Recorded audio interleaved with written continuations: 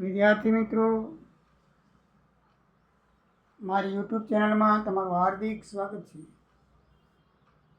Chapter 6 ની અંદર આપણે ખરીદ નોંધ વિશે ભણી રહ્યા છીએ.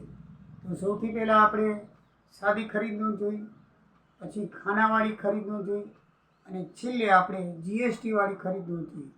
મિત્રો, જીએસટી લગાડવામાં આવે છે તો એ દાખલાની અંદર ઉલ્લેખ કરેલો હોય તો ઠીક છે, નહીંતર 6% લેખે રાજ્ય અને 6% લેખે કેન્દ્ર, ટોટલ 12% લેખે આપણે જીએસટી કાપવાની હોય છે. આપણે જીએસટી વિશે સવિસ્તર આપણે આગલા ધોરણમાં સમજી ગયા છીએ. બરાબર છે. એ 2017થી અમલમાં આવેલ છે. તો જે દર આપ્યો હોય એ દર ઉપર અથવા દર ના આપ્યો હોય તો 6% લેખે આપણે કાઢવાની હોય છે. આ જે છે રાજ્યની છે અને છે આ રાજ્ય બહારની છે. આ આંતરરાજ્ય એટલે રાજ્યની અંદરની આવક પૂરતી, બરાબર છે. આ આવક પૂરતી એટલે ખરીદ અને જાવક પૂરતી એટલે વેચાણ.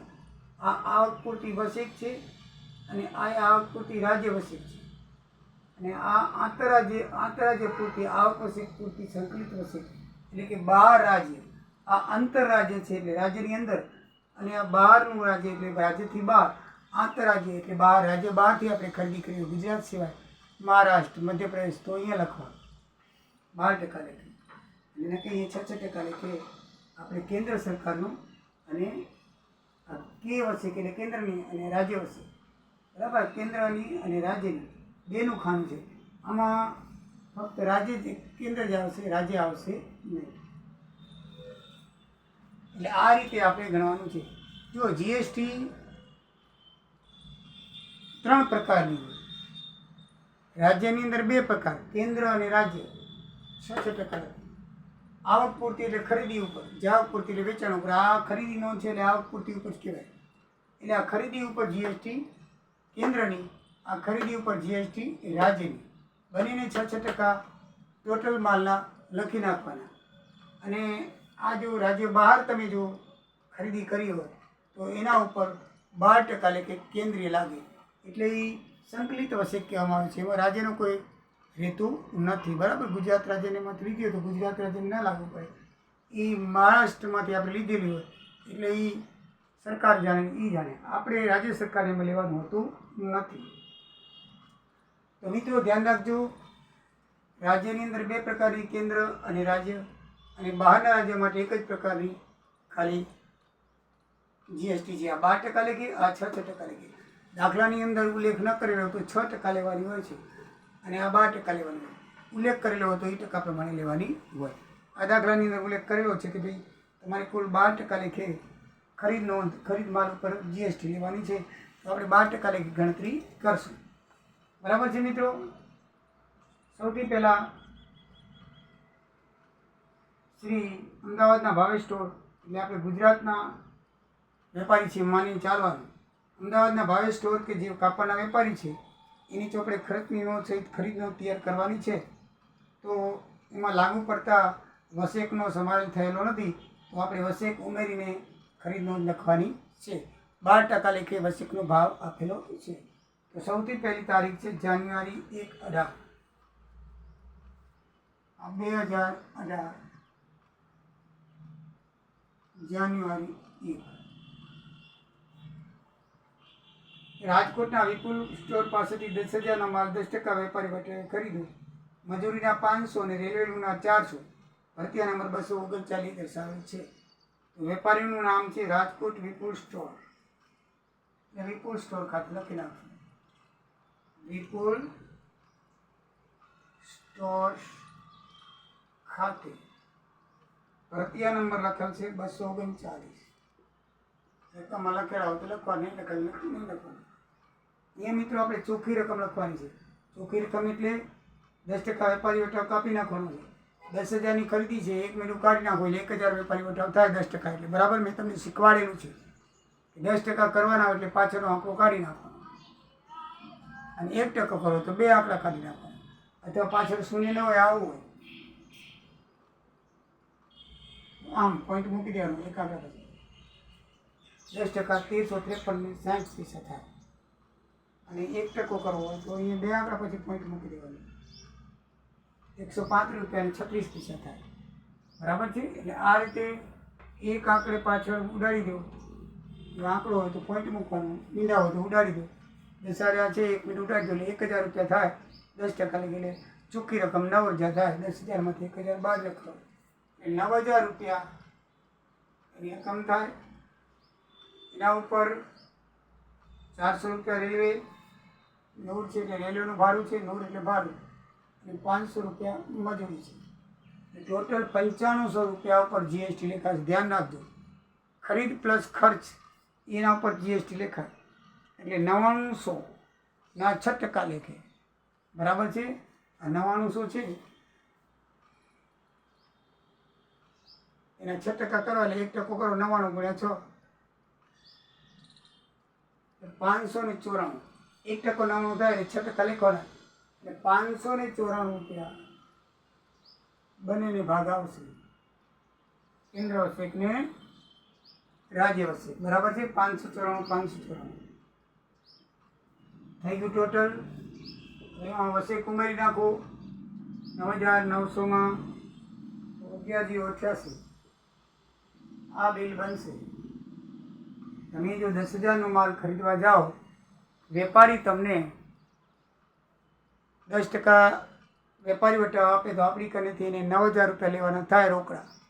અને એ છે કે ભાઈ જીએસટી લાગશે 12%. તો 12% 6% રાજ્યની 6% કેન્દ્રની એમ 12% જીએસટી લગાડશે અને તમારું બિલ 11,088 બનાવશે. આપણે 11,088 ચૂકવવા પડશે. બીજી એન્ટ્રી છે ભાવનગરના ગોપી પાસેથી 15,000નો માલ 5% વેપારી વટાવ ખરીદ્યો. મજૂરી પેટે 300 અને રેલવેના 400 આપી કુલ રકમ રોકડેથી તરત ચૂકવી આપી. એ આ રોકડ વ્યવહાર છે. તારીખ 7નો શું છે? રોકડ વ્યવહાર છે. તારીખ 7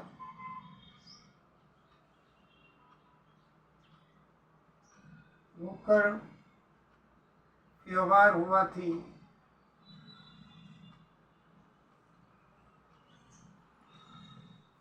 આમ નોંધમાં આવે નહીં. બરાબર.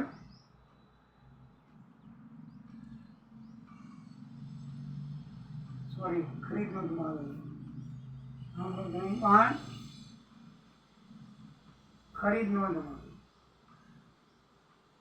નોંધમાં આવશે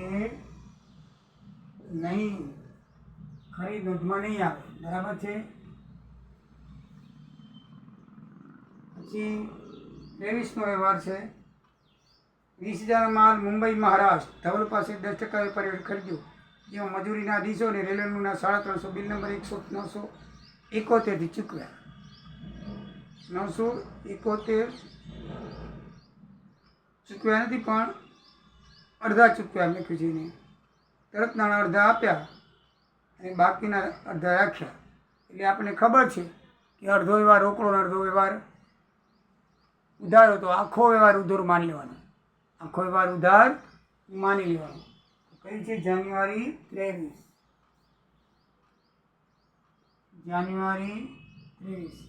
કયા ભાઈ પાસેથી લીધું છે? ધવલ ખાતે. મુંબઈના છે ધવલ. એટલે આવું સ્ટેટ છે, ધ્યાન રાખજો. એમાં આંતરરાજ્ય નહીં આવે, આંતરરાજ્ય વચ્ચે આવશે. બરાબર છે. એના 971 રૂપિયા 971 ભરતીય નંબર છે. અને 20,000નો માલ લીધો 10% વેપારી વટાવ કાપી દઈએ. ચોખ્ખી રકમ કેટલી? 20,000 ઉમેદું કરી નાખો 2,000. 20,000માંથી 2,000 જાય તો 18,000 ચોખ્ખી રકમ થાય. એના ઉપર 350 રેલવે મજૂરી, રેલવેનું ભાડું અને 250 રૂપિયા મજૂરી એટલે 18,600 થાય મિત્રો. 18,600ના 12% લખી લો. અહીંયા જો સીધા અહીંયા આવશે 12%, 2232. આ 12% લખવાનું છે. આંતરરાજ્ય છે 12% અને આંતરરાજ્ય છે 6% બંને વચ્ચે વેચાય. કેન્દ્ર વચ્ચે ને રાજ્ય વચ્ચે. એટલે ટોટલ રકમ થશે તમારે 20,832 થશે. 20,832નું બિલ બનશે. ધવલભાઈ તમને કહે છે કે 20,000નો માલ તમે લીધો, 2,000 મેં તમને માફ કર્યા 10% વેપારી વટાવના, અને તમારી 350 રેલવેની મજૂરી, રેલવેનું ભાડું અને 250 રૂપિયા અહીંયાથી મેં રેલવે સ્ટેશને માલ મૂક્યો એના 250 રૂપિયા, ટોટલ તમારા 18,600 રૂપિયા થાય. એના ઉપર 12% GST લગાવી 2232 તમને બિલ આવશે. 20,832નું તમારે ચૂકવવાના થશે. બરાબર છે મિત્રો. હવે આવશે 25ની એન્ટ્રી. 12,000નું યંત્ર 1 માસની શાક પર જામનગરના મુકુંદ પાસેથી ખરીદ્યું. યંત્ર લાવવાની મજૂરી 1,000 લઈ રોકડમાં ચૂકવી આપી. મિત્રો, આ યંત્રનો વિભાગ છે એ ખાસ આમનોંધમાં થાય, અહીંયા થશે નહીં. બરાબર છે. મિલકતની ખરીદી છે એ ખરીદ નોંધમાં આવે નહીં. ક્યાં આવે? તો તારીખ કઈ છે? 25. લખી નાખવાનું કે મિલકતની ખરીદી છે. શું છે? ખાસ આમ નોંધમાં આવશે. ક્યાં આવશે? ખાસ આમ નોંધમાં લખાશે. બસ આપણે આટલું લખી દેવાનું એટલે આપણે માર્ક મળી જાય. એ લખવું પડવું ફરજિયાત છે, પછી મૂકી દેવાનું ના એટલે મૂકી નથી દેવાનું. શું કામ તમે મૂકી દીધું? નીચે કારણ લખવાનું હશે. બરાબર છે. છેલ્લી આઈટમ છે પોરબંદરના પૂનમ પાસેથી 8,000નો માલ 10% વેપારી વટાવે, 5% રોકડ વટાવે ખરીદ્યો. ભરતીયા નંબર 193 અને જેમાં રેલવેનું 200 દર્શાવેલ છે. હવે આ છે 29 જાન્યુઆરી અને ભાઈનું નામ છે પૂનમ. આપણે લખશો પૂનમ ખાતે. ઉધાર વ્યવહાર છે. ભરતીયા નંબર 193. ચોખ્ખો રકમ 8,000નો 10% વેપારી ઉઠાવે 800 રૂપિયા કાપી નાખો, 7200 રૂપિયા ચોખ્ખી રકમ થાય. એના ઉપર લખ્યું છે કે 200 મેં રેલવેના ચૂકવ્યા છે. એને રેલવેના 200 ચૂકવ્યા છે. દારી કંઈ થયું નથી એટલે 7400 ઉપર 6% 444 થાય. 6% લખી લેવાના. ટોટલ 12%. 12% લખીને 6% લખવાના. બરાબર. આંતરરાજ્ય તો ભેગા 12 લખવાના. અને ટોટલ રકમ મિત્રો તમારી થશે 8288. દાખલો થયો પૂરો. દાખલાની અંદર આ રીતે તમારે એન્ટ્રી કરવાની હોય છે. પછી મારવાનું ટોટલ કેટલા માલની ખરીદી કરી આપણે એ જોવાનું. 34,200ની ખરીદી કરી. એમાં રેલવેનું 950,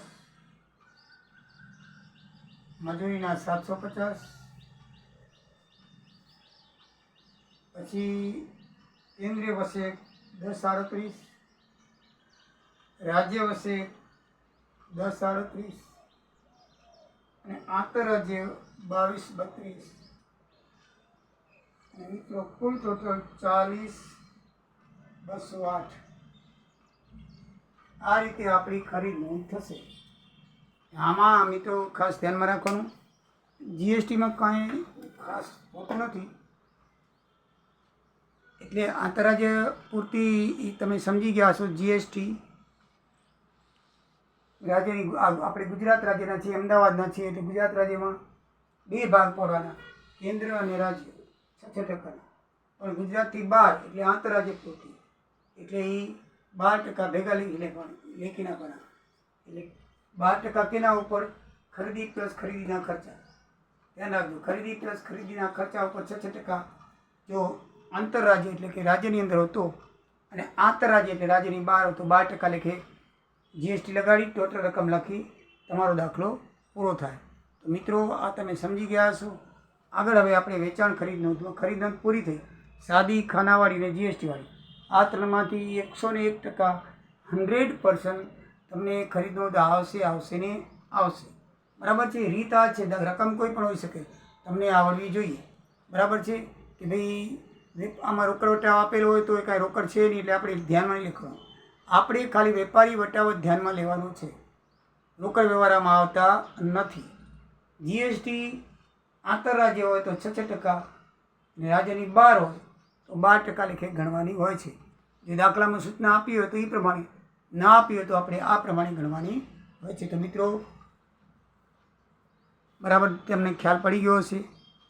તો મારા વાલા મિત્રો, તમે તમારા મિત્રોને સબસ્ક્રાઈબ કરવાનું કહેશો અને મારો વિડીયો ફોરવર્ડ કરશો એવી તમને હાર્દિક વિનંતી. જય સિયારામ, જય દ્વારિકાધીશ.